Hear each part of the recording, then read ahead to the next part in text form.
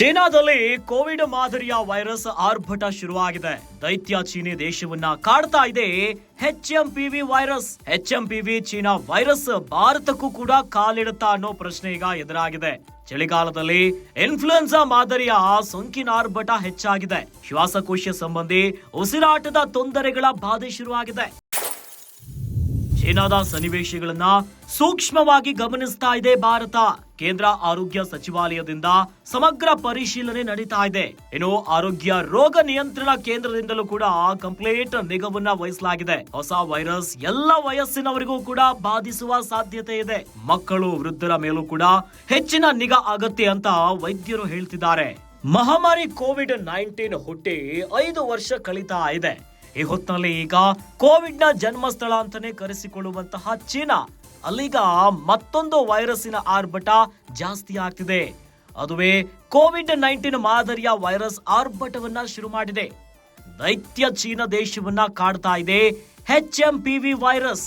ಇದೇ ವೈರಸ್ ನೋಡಿ ಈಗ ಭಾರತಕ್ಕೂ ಕಾಲಿಟ್ಟು ಬಿಡುತ್ತಾ ಅನ್ನೋ ಪ್ರಶ್ನೆಗಳು ಎದುರಾಗ್ತಿದೆ. ಇನ್ನು ಚಳಿಗಾಲದಲ್ಲಿ ಇನ್ಫ್ಲೂಯೆನ್ಸಾ ಮಾದರಿಯ ಸೋಂಕಿನ ಆರ್ಭಟ ಜಾಸ್ತಿ ಆಗ್ತಿದೆ. ಈ ಮೂಲಕವಾಗಿ ಶ್ವಾಸಕೋಶ ಸಂಬಂಧಿ ಉಸಿರಾಟದ ತೊಂದರೆಗಳ ಬಾಧೆ ಬರುತ್ತೆ. ಇನ್ನು ಚೀನಾದ ಸನ್ನಿವೇಶಗಳನ್ನ ಸೂಕ್ಷ್ಮವಾಗಿ ಗಮನಿಸ್ತಾ ಇದೆ ಭಾರತ. ಒಂದು ಕಡೆಯಲ್ಲಿ ಚೀನಾದಿಂದ ಬರ್ತಾ ಇರುವಂತಹ ಸುದ್ದಿಗಳ ಪ್ರಕಾರ ಚೀನಾದಲ್ಲಿ ಆಸ್ಪತ್ರೆಗಳಲ್ಲಿ ಜನವೋ ಜನ, ಮತ್ತೊಂದೆಡೆ ಶವಗಾರದಲ್ಲೂ ಕೂಡ ನೂಕುನುಗ್ಗಲು ಆ ಮಟ್ಟಿಗೆ ಜನ. ಇನ್ನು ಸ್ಮಶಾನದಲ್ಲಿ ಜಾಗವೇ ಇಲ್ಲ ಅನ್ನುವಂತಹ ಸುದ್ದಿಗಳು ಹರಿದಾಡ್ತಿದೆ.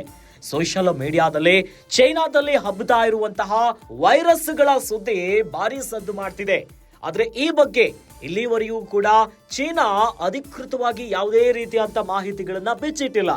ಜೊತೆಯಲ್ಲಿ ವರ್ಲ್ಡ್ ಹೆಲ್ತ್ ಆರ್ಗನೈಸೇಷನ್, ವಿಶ್ವ ಆರೋಗ್ಯ ಸಂಸ್ಥೆಯು ಕೂಡ ಈ ಬಗ್ಗೆ ಇನ್ನೂ ಕೂಡ ಅಧಿಕೃತವಾದಂತ ಮಾಹಿತಿಗಳನ್ನ ಬಿಡ್ಲಿಲ್ಲ. ಏನೋ ಚೀನಾವನ್ನ ಗಮನಿಸೋದಾದ್ರೆ ಈ ಹಿಂದೆ ಕೋವಿಡ್-19 ಹೊತ್ತಿನಲ್ಲೂ ಕೂಡ ಯಾವುದೇ ರೀತಿಯಾದಂತ ಅಧಿಕೃತ ಮಾಹಿತಿಯನ್ನ ಮೊದಲು ಬಿಚ್ಚಿಟ್ಟಿರಲಿಲ್ಲ.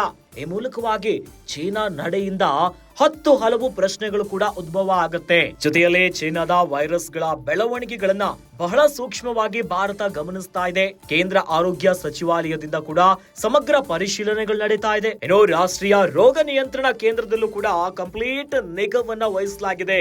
ಚೀನಾದಲ್ಲಿ ಆಗ್ತಿರುವಂತಹ ಆರೋಗ್ಯ ಸಮಸ್ಯೆಗಳ ಕುರಿತಾಗಿ ಇನ್ನು ಈ ವೈರಸ್ ಏನಿದೆಯಲ್ಲ, ಹೊಸದಾಗಿ ಕಾಣಿಸ್ಕೊಳ್ತಾ ಇರುವಂತಹ ವೈರಸ್ HMPV, ಇದು ಎಲ್ಲಾ ವಯಸ್ಸಿನವರಿಗೂ ಕೂಡ ಬಾಧಿಸುವ ಸಾಧ್ಯತೆ ಇದೆ.